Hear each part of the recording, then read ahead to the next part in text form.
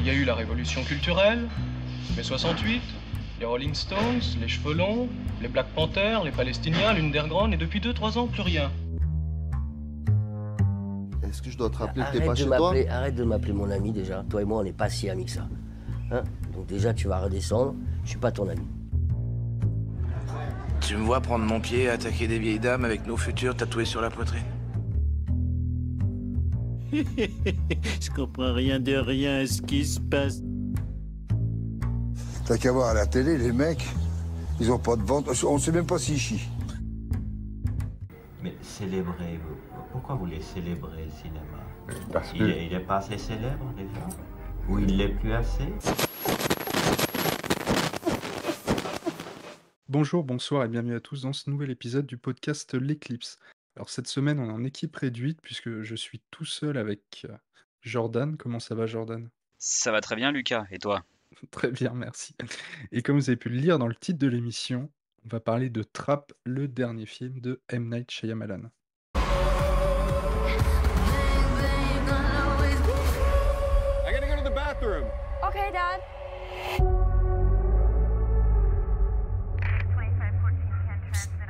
What's with all the police everywhere?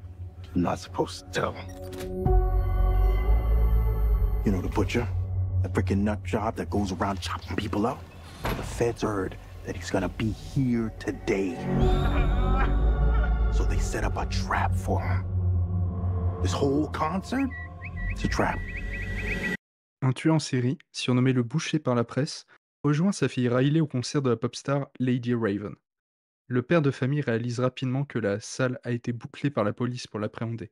Il se retrouve ainsi piégé à l'intérieur de l'immense enceinte.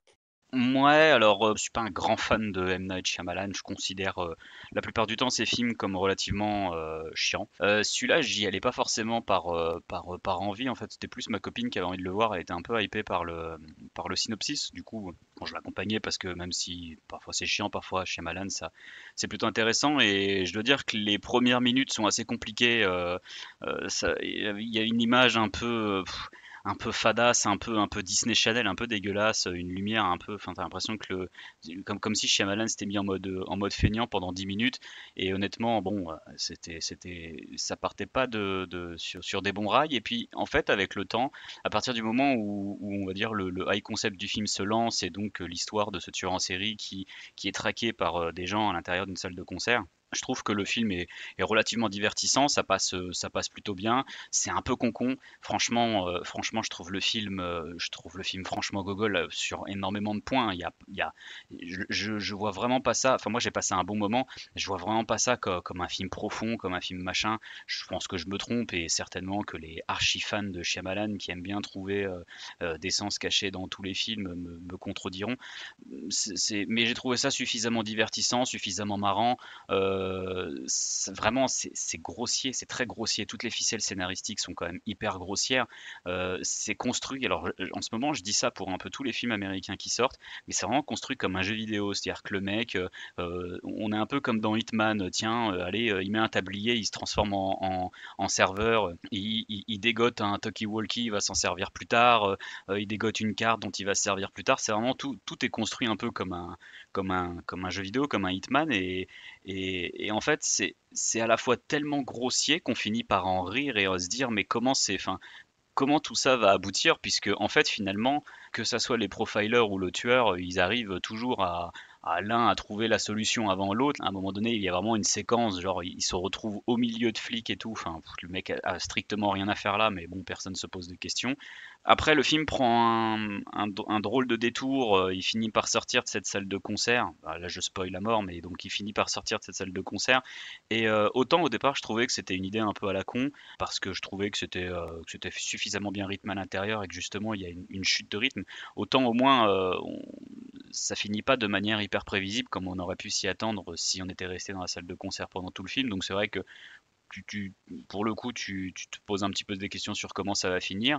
Et puis après, il y a toute une fin avec un petit peu de la psychologie de bazar, de la psychanalyse de bazar.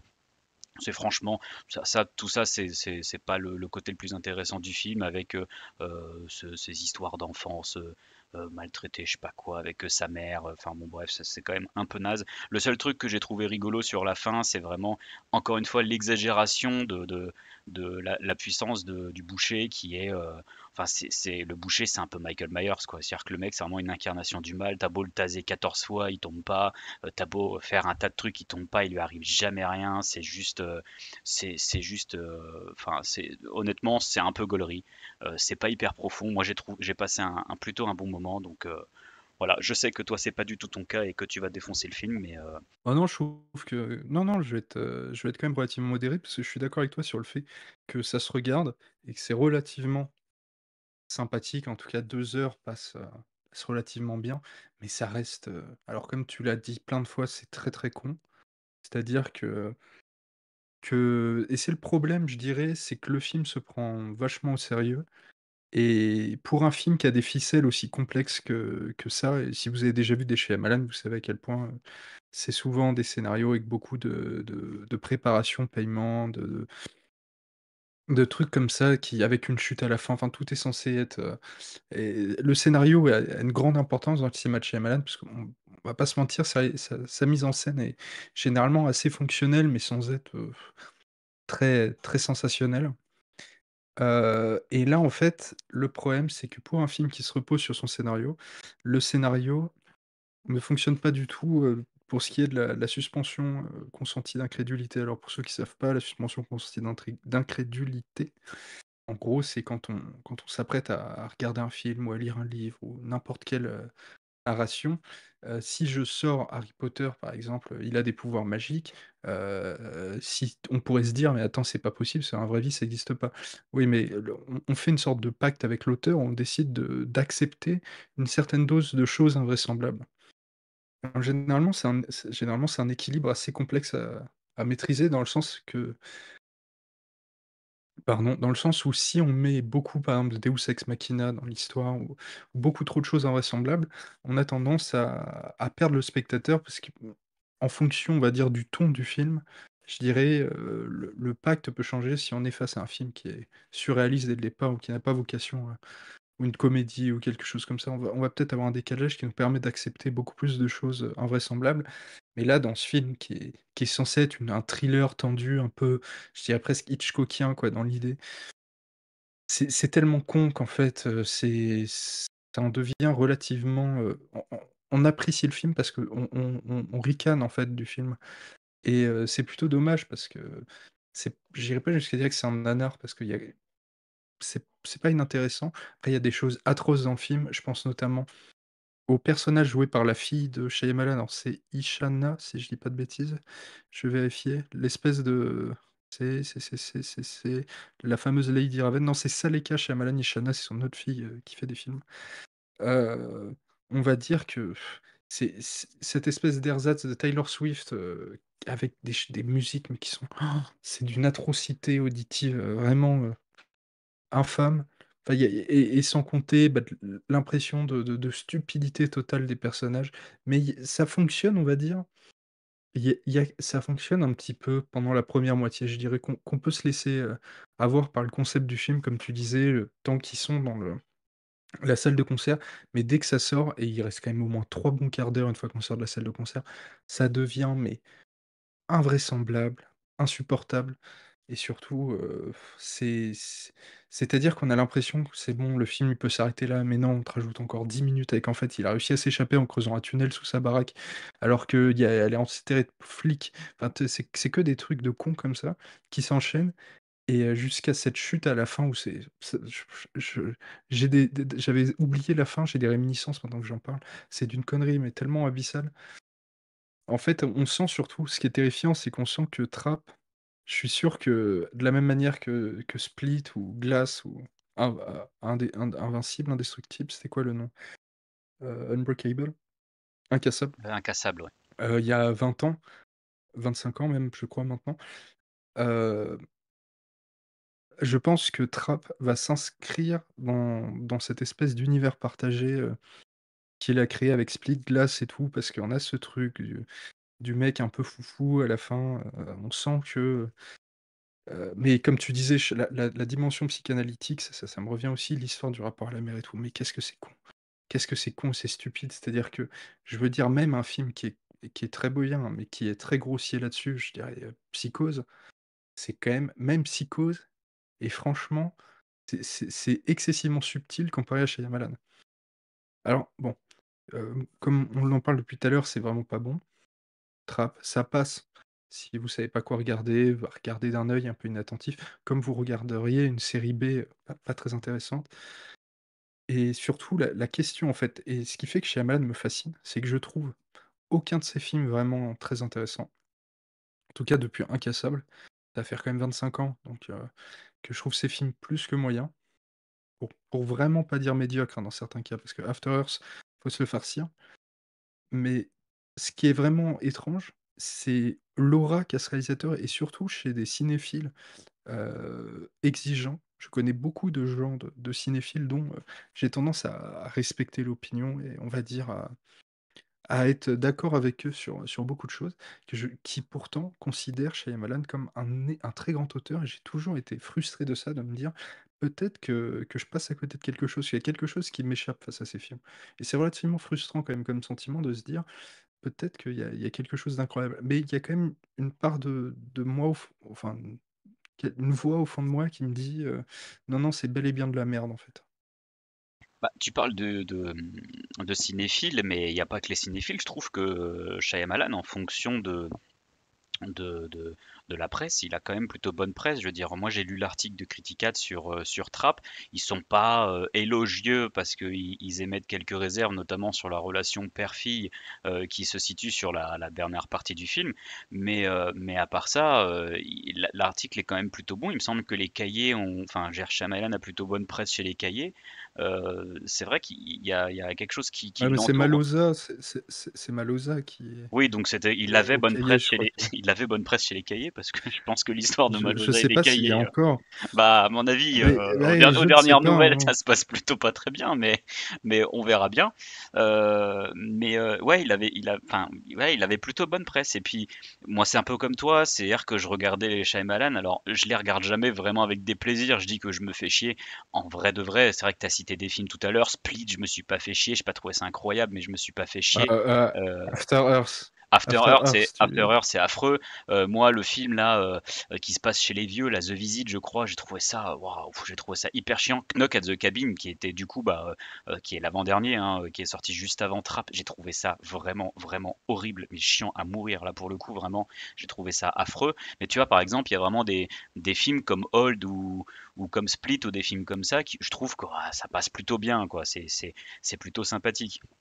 Après, ouais, sur Trap, tu parlais de mise en scène fonctionnelle, il y a quand même un truc. Moi, je trouve qu'il se fait assez plaisir dans la salle de concert. Je reviens là-dessus. Il se fait assez plaisir au niveau des lignes de fuite, des choses comme ça. On voit le personnage qui a toujours un regard sur l'un, un regard sur l'autre. Il y a pas mal de plans où on voit très bien que il est tiraillé en fait entre son côté père protecteur et qui surveille toujours sa fille. Finalement, l'un dans l'autre, il a quand même Ouais, ouais, toujours un mais regard sur sa attends, fille et sur les flics, parce quoi. que ouais, non, mais attends, heu, je dis la construction enfin la composition des plans et ce qu'il essaie de dire et tout, pourquoi pas, c'est pas non plus sensationnel, mais en fait, le film est tellement laid, parce qu'il faut dire quelque chose, c'est que les lumières dans ce film sont vraiment atroces. On dirait vraiment, je sais pas, une série télé, quelque chose qui a pas énormément de budget. Je pense que Ouais, ça a dû c'est coûter ce que tellement cher c'est ce que j'ai dit au cette salle de départ. T'as concert, fait, ça fait vraiment ouais, une ouais, mais c'est image ça. Disney Channel, quoi. Genre, enfin, Ouais, c'est que c'est l'image est un rincé peu. et l'acteur fait Disney Channel aussi, hein. Faut dire un truc, c'est que l'acteur est cabotine pendant tout le film. Parce que moi j'ai lancé le film sans lire rien du tout du scénario. J'avais juste en tête la tagline, 30 000 spectateurs, 500 policiers, un tueur en série et quand j'ai lancé le film, je m'attendais pas à ce que ce soit le daron, en tout cas le personnage principal, parce qu'on le découvre au bout d'une quinzaine de minutes de film que c'est lui le tueur qui est recherché. On le découvre au travers d'une scène où il est dans les chiottes et il regarde un stream sur son portable d'un mec qui séquestre dans une cave. Enfin bref, bon ça c'est déjà complètement con, mais d'un seul coup, dès que le personnage bascule dans «c'est un tueur», il nous sort un acting, mais c'est monstrueux, hein. C'est vraiment, c'est Mais je trouve c'est que c'est ça, assez gênant à et voir. en même temps, je trouve que ça participe au côté. Du coup, moi, je pense que c'est aussi pour ça que j'ai trouvé ça relativement divertissant, parce que finalement, comme l'acteur en fait toujours des caisses. finalement, bah, ça passe plutôt bien. En plus, le pauvre, il s'appelle Josh Hartnett, je crois. Je le trouve assez marrant et pour le coup, même s'il cabotine, j'ai quand même un peu la sensation qu'il est en train de s'amuser dans ce truc-là. Donc l'un dans l'autre, c'est assez marrant. Tu vois, tu parlais de la dernière scène qui est complètement stupide, mais la dernière scène, tu vois, moi je la trouve marrante parce que je me dis, d'un côté, tu te dis putain, mais le mec, c'est pas possible, vraiment, c'est Rambo, c'est comme j'ai dit tout à l'heure, c'est Michael Myers. Le type est increvable, il est impossible à attraper, il trouvera toujours une solution, je veux dire. Mais d'un autre côté, le mec, il est quand même dans un fourgon entouré de flics et tu te dis, bon, bah, tu vas faire quoi maintenant? Ok, ouais, d'accord, t'as fait ça, mais maintenant, tu vas faire quoi? Qu'est-ce que tu vas faire? Mais d'un autre côté, quand tu te rappelles ce qui s'est passé un Attends, quart d'heure plus attends. tôt, que le mec, il est Ouais. dans la limousine et qu'il Ah ouais. arrive à sortir de cette limousine qui est entourée par les gens, tu te dis, mais le gars, en fait, c'est presque une apparition, tu vois, c'est un spectre, il est capable de tout, quoi, genre, c'est. Michael Myers, ça fonctionne parce que c'est à la lisière du fantastique. On est vraiment face à un personnage qui est plus vraiment humain, tu vois. On est dans un truc, déjà, on voit pas son visage, puis ouais, il survit à des trucs improbables. On est toujours dans un truc, ça marche bien, ça fait peur. Là, déjà, vu qu'on suit le personnage et qu'on est vraiment dans sa tête, on va dire, pendant le film, on est même carrément de son point de vue parce qu'on voit ses hallucinations, d'ailleurs. On va dire que le personnage, on voit que c'est quand même relativement. Il fonctionne pas bien. Il y a un truc qui fonctionne pas. Il y a vraiment un truc qui fonctionne pas. Dans son espèce d'alternance entre taré, joker et bon père de famille, il y a un truc qui colle pas.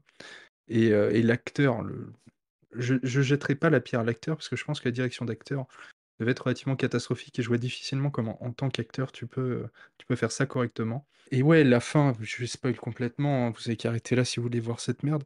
Mais la fin, le type quand même se fait menotter. Après s'être fait alors il s'est pris 14 coups de taser, plus il a été drogué, enfin le mec est normalement dans un état, je sais même pas comment il tient debout.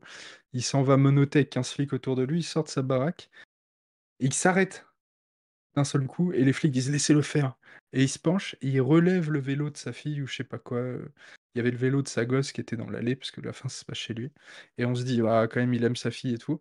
Puis après quand il monte dans le fourgon de police, on comprend qu'il a arraché un rayon de la roue pour, crocheter, sa s s C'est ses menottes menottes. et là on comprend là je trouve ça très représentatif de la connerie du film, de la connerie souvent des films de Shyamalan. C'est-à-dire que ça pourrait marcher. Mais la question, c'est que c'est impossible physiquement et ça te sort forcément du truc parce que tu peux pas alors, on a tous déjà touché un vélo, je pense, de nos vies.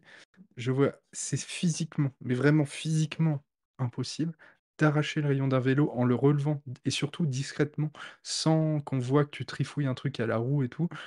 Alors, dans le film, on le voit. Il me semble que la façon dont c'est découpé, c'est fait de façon exprès qu'on voit pas la roue, donc on sait pas ce qu'il fait avec ses mains, mais ça se passe tellement rapidement. Et surtout, ce serait tellement grossier. Il y a 38 policiers qui sont en train de le braquer avec leurs flingues, avec des lampes de poche et tout. Et t'en as aucun qui pense à regarder ce qu'il fait avec ses mains. C'est quand même. C'est-à-dire que voilà, c'est tellement con que je pense que ça marcherait dans une série B horrifique. Un film dont on n'attend pas grand-chose, et qui pas grand-chose d'autre qu'être divertissant, mais pour que ça tombe dans la série B, je pense qu'il aurait fallu quelque chose de peut-être plus horrifique, plus gore, des trucs, là, il y a quand même on sent quand même que le film a une volonté d'être du grand cinéma d'une certaine façon, de pas tomber dans le film de genre Bah, et je à suis pas, partir de moi, là, franchement, je suis pas sûr cette de ça, espèce de hein. cul en ah mais si, il y a quand même le cul entre 2 chaises, c'est que ouais, mais ça reste très gentil ou comme tu dirais, ce serait un film de genre, très, Disney Channel, quoi. Ça reste quand même, Mais moi, je sais pas, je sais pas si le film se il y a prend tant au il y a sérieux que quelque ça. chose qui me dérange avec le ton. Il y a quelque chose qui me dérange avec ce ton qui se veut sombre, on parle quand même d'un tueur en série, truc horrible et cette image si propre, ce truc, on dirait vraiment, en fait, tu as envie de dire: Shyamalan, il est trop gentil. Tu sais, tu as cette impression que tu as face à un mec qui est trop pur pour nous, tu vois? Qui dès qu'il te parle de tueur en série atroce et tout, quand même, on dirait que tu vois, on parle de grands malades qui font des trucs horribles, mais on dirait que dans sa tête, il peut p le max qu'il puisse imaginer d'horrible, c'est séquestrer un type dans une cave, tu vois? Mais après, tu vois, C'est genre, c'est tu un dis ça, peu mais d'un autre côté, je trouve que le film, justement, se prend pas au sérieux dans ses exagérations scénaristiques, tu vois. Genre, au départ, quand tu vois un truc un peu gros, deux trucs un peu gros, tu te dis ouais bon là il savait pas trop comment avancer son récit, il se fait pas chier, il invente un truc à la con et tout. Mais je veux dire entre nous, entre le mec qui débarque en plein milieu de flics, le mec qui arrive sur le toit, t'as deux flics qui lui demandent un code et comme par hasard c'est le bon code parce qu'il faut quand même se rappeler que quand il a le code du truc, on lui dit qu'il y a un code par secteur. Là on sait pas dans quel secteur il est finalement. Alors il nous perd un peu comme ça Shyamalan, mais il y a plein de trucs hyper grossiers comme ça et je pense qu'à force de faire des trucs grossiers sur grossiers sur grossiers, il y a un côté très drôle. Et enfin, moi je trouve honnêtement qu'il y a un côté très drôle. C'est comme le Oui, moment mais où c'est ce que je quand t'as la disais. scène du chanteur qui se lève et tu sais que le mec il dit ah on a qu'à passer par en dessous, ça peut être marrant parce qu'en fait il cherche un moyen de, de s'échapper et que l'autre la meuf, enfin sa fille elle lui dit mais non mais on peut pas passer par là et puis il fait ouais t'as raison c'est complètement con comme idée. Bah ouais c'est complètement con comme idée. Et genre précisément genre Et il y a aucun moyen où c'est en plus de intelligent de ça, passer par là non, quoi. non seulement c'est complètement con, mais en plus, ce qui surtout m'insupporte, c'est à quel moment dans un concert avec 30 000 personnes, t'as 0 mec de la sécurité qui sont en train d'entourer le truc. Ils t'ouvrent une trappe de 4 mètres au milieu de la foule. Et il y a personne qui s'est dit peut-être qu'il faudrait, je sais pas, sécuriser le truc, parce que ça me semble un peu dangereux. Quelqu'un pourrait tomber dedans, ou justement, quelqu'un peut avoir l'idée d'aller foutre le sbeul à l'intérieur. Il y a aussi quelque chose qui fonctionne pas, ne serait-ce simplement que dans la façon dont le concert est organisé. Tellement ça semble, en fait, il y a 30 000 personnes, mais on sent jamais cette foule, en fait. À part justement quand il sort du concert et qu'il est dans les espèces de couloirs du stade autour et tout. Ouais, là, on sent qu'il y a du monde, mais dans le concert, on a l'impression qu'ils sont 50. Et parce que la façon dont tout tourne autour d'eux et comment il arrive à attirer l'attention sur lui, sur sa fille, machin. Je sais pas, il y a quelque chose qui le film arrive pas vraiment à te faire ressentir cette espèce de sensation d'être perdu au sein de la foule. Je pense qu'il doit gagner à réussir à travailler là-dessus, sur le mec qui est paumé au milieu de la foule, qui est peut-être cette espèce de d'étau qui se resserre petit à petit et tout. Non, je pense que le film est pas complètement antipathique à regarder, parce que, encore une fois, encore une fois, on passe un moment relativement agréable devant. Même si c'est con, c'est pas un c'est pas un moment exceptionnel, mais c'est un film à mettre quand on sait pas quoi regarder, quitte à somnoler devant. Mais je dirais que si, il y a quand même on sent que le ton du film se veut quand même sérieux, se veut quand même être quelque chose d'un peu sombre, de terrifier un peu le spectateur, de faire frissonner le spectateur. Il y a quand même une volonté de thriller un peu dark, quoi. Et sauf que c'est trop propre et pour moi, la façon dont le scénario est complètement, débile, bah, casse complètement toute tension qu'il pourrait y avoir. Ça, c'est le principal truc et puis bon, oh là là, faut parler aussi, on l'a évoqué rapidement, je l'ai évoqué rapidement, mais la fille de Shyamalan, là, la chanteuse, son personnage, est vraiment insupportable. À partir de la moitié du film, c'est-à-dire c'est vraiment, Heu, la meuf, elle est prise en otage par un tueur en série dans un truc, cette situation où elle arrive chez le tueur, où il est censé, je pense là, ça devrait être un pinacle de tension et tout, mais c'est un flop total le film et tu sens que ça te fait monter la tension jusqu'à cette espèce de truc qui est censé être l'apothéose et vraiment c'est limite si tu ronfles pas à ce moment-là, quoi.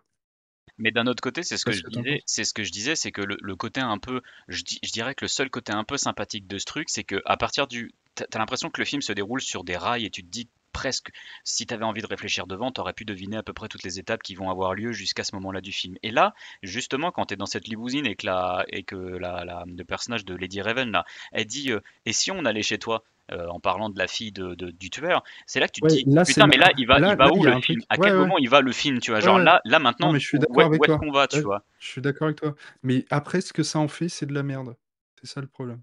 Je suis d'accord que oui, c'est pas le meilleur moment du film, c'est juste un peu surprenant et tu te demandes comment ça va aboutir, sachant que du coup tu as une séquence un petit peu étrange, vraiment où tu flirtes un peu avec ouais, avec l'étrange quand tu es chez lui avec ce discours, enfin ils sont en train de parler quoi avec la famille et Lady Raven là, et puis après bah disons que ça repart un peu sur les rails du genre bah voilà après maintenant c'est le grand méchant, d'un coup, enfin je sais pas, t'as cette séquence là où il frappe à la porte qui se veut un peu tendue, moi je trouve que c'est pas, comme je dis, c'est pas le plus réussi du film, c'est pour ça que je préfère la partie dans le concert, parce que comme j'ai dit, enfin moi je l'ai vraiment pas pris comme toi, comme un film avec un pinacle de tension ou un truc un peu horrifique avec un tueur en série. Je l'ai vraiment plus vu comme, enfin, je vais pas dire comme une comédie non plus, mais j'ai pas vraiment la sensation que le film se prend au sérieux, du moins avant cette deuxième Oui, partie, où là d'un coup tu- tu peux déjà un peu plus te poser de questions, genre sur vraiment les intentions de Shyamalan à la fin, enfin vraiment les intentions de oui, Shyamalan, mais mais au moins pendant une t'es heure, en genre train de me, t'es en train de me dire que tu l'as vu comme un film de con, quoi. bah, un peu, ouais. Enfin, j'ai vraiment pris ça de manière un peu, ouais, plutôt le côté un peu ludique et jubilatoire du truc, plus que on réfléchit et effectivement, t'es devant un mastermind, parce que même si on veut te faire passer le mec comme hyper intelligent, en fait, pendant tout le film, il a quasiment que de la chance. Enfin, je veux dire, quasiment tout ce qu'il fait, c'est uniquement chanceux. Donc, à partir de là, il est pas si intelligent que ça. Par contre, après, bon, tu découvres que le Il type est, est une il- brute physique. Bon, ça, c'est autre chose, mais. J'ai une théorie personnelle, peut-être, hein, attention, hein.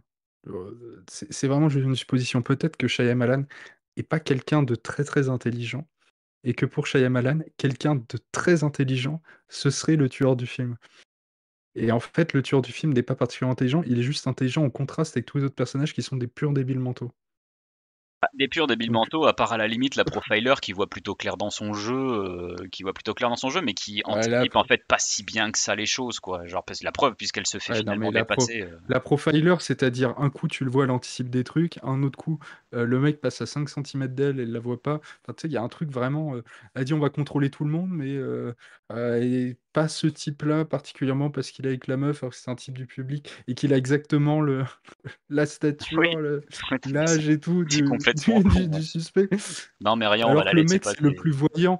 Tu sais, il y a cette espèce de truc, c'est vrai que je me disais, ah, c'est pas con cette idée que le meilleur moyen de passer inaperçu, c'est de te mettre en avant au milieu de la foule, et au final, tu sais, on va se dire, ce mec-là qui est sur la scène, c'est pas lui, ça peut pas être lui, tu vois, et tout, mais c'est que ça, enfin, sur le principe, pourquoi pas, mais je sens que Shyamalan, je peux empêcher de me dire qu'il est quand même complètement con, tu vois. Je dis ça parce qu'il essaie de faire des films intelligents. Je veux dire, on voit que il essaye, et ça marche pas, hein. Ça marche pas. Ouais, je trouve que, ouais, non, Moi, mais comme toi, je trouve que le film se perd un petit peu. C'est surtout cette dernière partie un peu fantastico-brutale. Là, le mec, comme tu dis, il est drogué, il prend je sais pas combien de coups de taser, il arrive quand même à se relever, à crever les yeux d'un flic, parce qu'il y a quand même cette séquence absolument absurde où le mec, il est quand même sous somnifère et il vient de se oui, faire mais taser 3 fois tu vois, et on il voit un fonce type, sur un mec, tu vois. oui, oui. Mais tu vois, encore une fois, on voit un type en train de crever à main nue les yeux d'un mec. C'est censé être un truc horrible, mais c'est tellement con et tellement. Tu sais, le film te fait rien ressentir. C'est ça se regarde, tu vois, en fond, mais t'es pas emporté dans un truc. Et c'est ça ce qui est dommage, parce que justement, on sent que chez Shyamalan, tu sens en fait que le mec derrière, il se dit, alors là, le spectateur, il va trembler, là, le spectateur, il va avoir le souffle coupé, là. Et en fait, le film est nul. À part si t'es con, tu vois, je vois difficilement comment tu peux être emporté devant le film. Après, entre Et nous, surtout que ça, vas-y. ça ne propose rien de terrible. Ouais, non, entre nous, moi, par contre, je tiens quand même à remercier Shyamalan qui nous épargne l'éternel twist complètement con dont il abreuve à peu près enfin, je sais pas, la quasi-totalité des films que j'ai vus, qui sont vraiment, enfin, c'est juste insupportable à regarder. La petite micro-révélation qu'on apprend à la fin du film, en fait, c'est pas une révélation, c'est juste que ça explique un trou gigantesque de scénario qui n'aurait eu aucun sens, déjà qu'il en a pas beaucoup, mais qui n'aurait eu aucun sens sans ça. Mais sinon, ouais, il nous épargne vraiment le twist infect que tu peux te taper, ou des fois vraiment à un niveau d'absurde comme Hold par exemple, c'est vraiment d'une absurdité totale, et d'ailleurs dans Hold un peu d'une bêtise absolue. Là au moins bon alors du coup peut-être que ça rend la fin un peu chiante. Alors bon, d'un côté j'ai envie de le remercier, et puis de l'autre bah, peut-être pas, parce que ouais, ça donne un côté un peu concon à la fin, mais voilà. Moi, comme je dis, faut vraiment prendre ça au second degré. Je pense qu'on peut aimer, mais faut absolument pas prendre ça. Je pense absolument pas prendre ça au premier degré, non. Avec elle te pourra emmener la fille dont tu as toujours rêvé. Ce type m'a piégé.